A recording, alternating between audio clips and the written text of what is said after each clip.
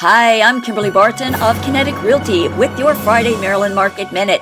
Today is May 22nd, 2020, the eve of Memorial Day weekend and the unofficial start of summer.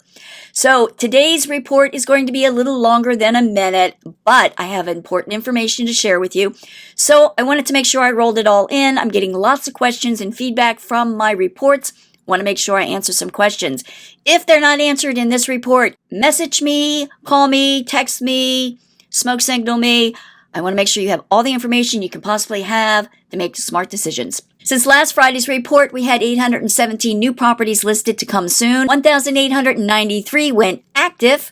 904 went under contract, 1,483 are pending to go to settlement, and 1,390 did close. So I'm breaking down Maryland into three areas because that's how the statistics are segregated. We're going to start with the first and largest area of Maryland, and that is the Baltimore metro area. Now, Baltimore metro area includes 7 areas. This is Anne Arundel County, Baltimore City, Baltimore County, Baltimore Metro, Carroll County, Harford County, and Howard County. So overall, the Baltimore metro area is doing fairly well. It is seeing about a list to sale ratio of a 98%. Really good, very strong. Average days on the market over the last 5 years for the Baltimore metro area has been about 51 days before a contract is received. That's dropped to 38 days on the market. That means properties are going under contract faster than they were over the past 5 years. And the Baltimore metro area typically carries about 9,400 properties at any given time during this period. It's only down to about 6,700. Another thing we're seeing is prices have increased 9.1% over last year's prices, and just from March, 2.7%. Prices are going up. So the next largest market we're going to hit is the Maryland suburbs. That includes Prince George's County and Montgomery counties. So in these two counties combined, we're also seeing the same stats. We're seeing that list to sale ratio is just under list price. Also seeing that over the past 5 years, days on the market have averaged about 34 days. That dropped to 26 days until contracts received. We're also seeing that on average, the Maryland suburbs have about 3,800 properties on the market at any given time during this time. That's dropped about 907 properties, not a lot, so you got about 2,755 to choose from. So what we're seeing is prices are up from last year this time, 8.7% and 5.8% over March 2020. So the last market we're going to cover is the Southern Maryland market. Includes 3 counties, Calvert County, Charles County, and St. Mary's County. Now, we're also seeing similar things there. Price to sale ratio is just under 100%, so no wiggle room there. The Southern Maryland market has averaged 61 days on the market until a contract. This period, we're seeing 35 days. That's nearly half. Not quite half, but almost half. Southern Maryland, we've typically had about 1,700 properties on average in inventory over the past 5 years. We've seen that drop to about 1,061 in this time period.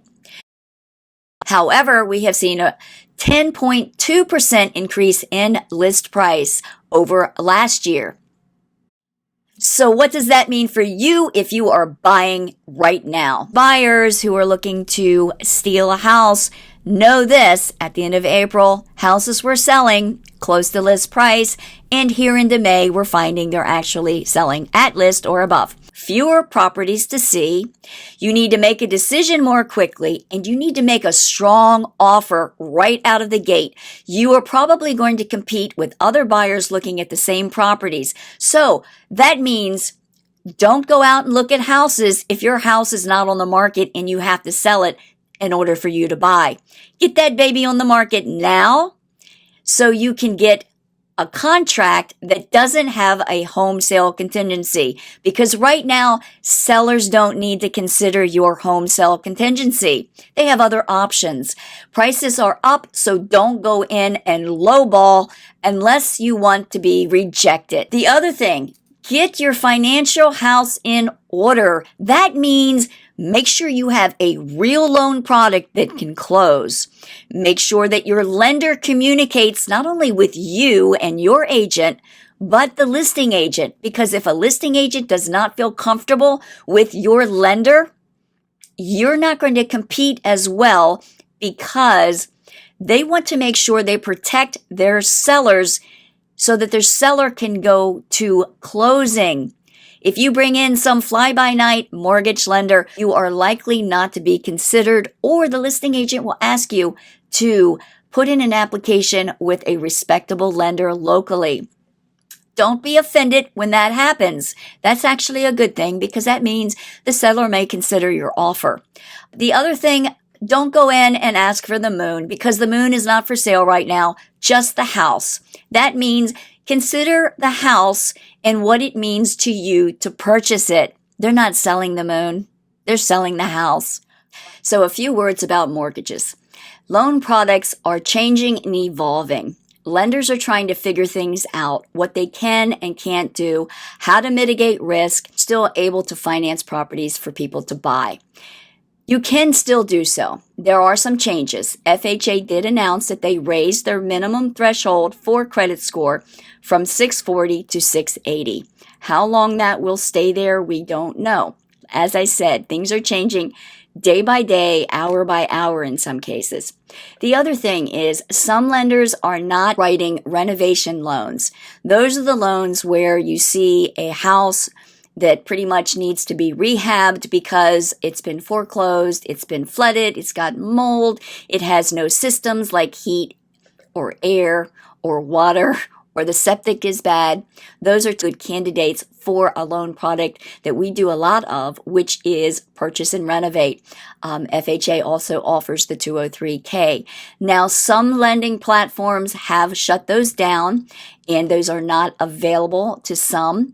We still have lenders who do those. They may have some different criteria based on the property and the lending scoring, but know that in some cases that product may not be available to you in your area. The other thing which is causing a lot of confusion out here is this whole forbearance thing. You're hearing on the news that, you can go into forbearance and everything's good and golden, no problem, it won't be held against you. You're hearing things about, oh my God, I've got to wait 5 years because it's like foreclosure. If you have gone into forbearance and have not made your scheduled mortgage payment, you are going to have to wait 12 months from the last day of the month that your forbearance is released before you can obtain a loan. So if you haven't gone into forbearance, or you're in forbearance but you continue to make your payment, get out of forbearance.